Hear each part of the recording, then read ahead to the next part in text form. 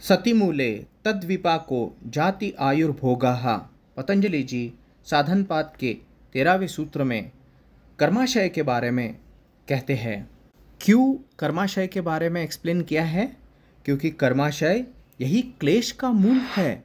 क्लेश कर्माशय से उत्पन्न होते हैं।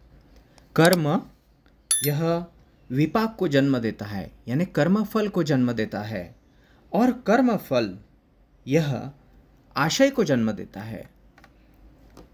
कर्माशय किस चीज से आता है?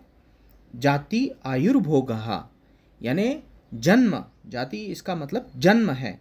जन्म से या आयुष्य से या फिर भोग से, यह तीन चीज से हमें कर्माशय की प्राप्ति होती है। कर्माशय यानी संचित कर्म जो अपने जन्म के साथ आता है।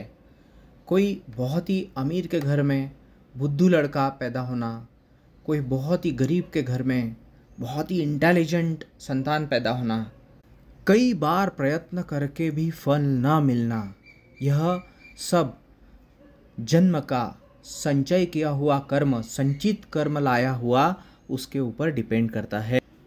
यानी आप साइकिल देखिए कैसी है। जन्म के साथ संचित कर्म लाए, उसके बाद में आयुष्य में जो भी भोग भोगते हैं उससे विपाक यानी कर्मफल प्राप्त होता है। कर्मफल प्राप्त होने के बाद में उस कर्मफल का संचित फिर से कर्माशय बनता है और फिर से जन्म के साथ आता है। तो जन्म, कर्म, भोग और फिर से कर्माशय, यह साइकिल कंटिन्यूअसली चलते रहती है।